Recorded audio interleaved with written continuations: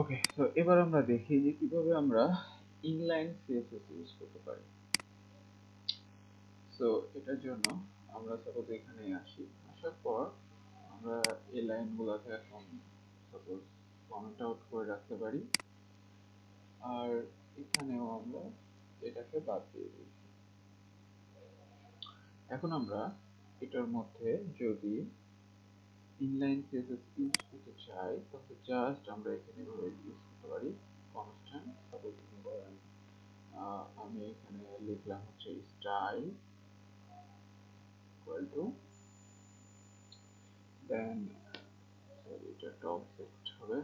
তো এটার মধ্যে এবার আমি প্রপার্টি গুলো লিখবো। সো আমি এখানে জাস্ট এবার লিখবো ফন্ট সাইজ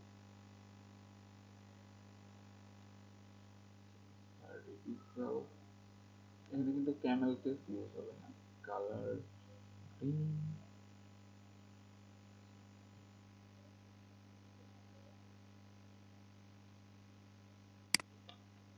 আচ্ছা এখানে যে জিনিসটা হবে 30টা দিলেই হবে, পিক্সেল দেওয়ার দরকার নেই, বা পিক্সেলও দিতে পারেন, সমস্যা নেই, বাট এটাকে এভাবে লিখতে হবে,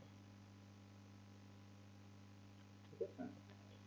আর এখানে যে নিয়মটা সেটা হচ্ছে কমা কমা দিয়ে লিখতে হবে। আর এখানে আমরা গ্রিনটাকে জাস্ট আমরা কোটেশনের ভিতরে নিয়ে যাব। তো এবার আমাদের যেটা করতে হবে, এখানে আমাদের ইউজ করতে হবে। তো ইউজ করবো কিভাবে, এখানে স্টাইল নামের প্রপার্টির মাধ্যমে আমরা এখানে ইউজ করতে পারি। তো এখানে জাস্ট আমরা এভাবে বলে দেবো স্টাইল।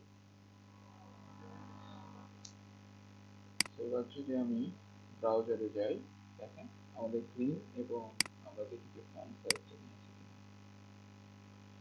হ্যাঁ, ফন্ট সাইজ 30 পিক্সেল এবং গ্রিন।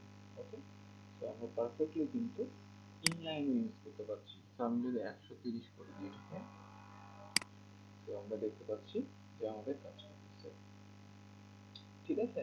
তো এখানে কিন্তু ফন্ট সাইজ আমরা সিএসএস এ কিভাবে ইউজ করতাম, আমরা কিন্তু কিভাবে ইউজ করতাম, ফন্ট সাইজ এইভাবে ইউজ করতাম, তাই না? কিন্তু আপনি যদি এখানে ইউজ করেন, দেখেন এখানে কিন্তু আপনার ইরোর দেখাচ্ছে, কারণ এটা সিএসএস ফাইল না, এটা হচ্ছে জেএস ফাইল, এটা হচ্ছে রিঅ্যাক্ট ফাইল। সো এখানে আপনাকে সিএসএস লেখার নিয়মটা হচ্ছে যেটা ডাবল আছে সেটা ক্যামেল কেস হিসেবে ইউজ করা, ঠিক আছে। তো ফন্ট সাইজ আমরা এভাবে ইউজ করতে পারি। ওকে, যেমন ব্যাকগ্রাউন্ড কালারটা আবার দেখাই, যেমন ব্যাকগ্রাউন্ড আমরা এভাবে দিয়ে কালার লিখতাম, সো এখানেই আমরা এভাবে দেবো। ওকে, রেড, তো দেখি ব্যাকগ্রাউন্ড কালার, আচ্ছা এখনো ইরোড দেখাচ্ছে মনে হচ্ছে। ব্যাকগ্রাউন্ড কালার, তো এখানে আবার আমরা যে সিস্টেমটা মিস্টেক করছি, এখানে কমা হবে আর এখানে কোটেশন হবে, এখানে সেমিকোলন হবে না, তো যার কারণে ইরোডটা আসছে, ঠিক আছে। এবার সেভ। তো এবার যদি আমি যাই, দেখেন ব্যাকগ্রাউন্ড কালারটাও কিন্তু আমাদের চলে আসছে। আমরা রিঅ্যাক্টের মধ্যে এইভাবে সিএসএস গুলাকে ইউজ করতে পারি, বাট এখানে দেখেন এখানে কিন্তু ওভাবেই আসছে ব্যাকগ্রাউন্ড কালার। ওকে, সো আমরা ইনলাইন সিএসএস কিভাবে ইউজ করতে হয় রিঅ্যাক্টে সেটাও আমরা শিখে গেলাম।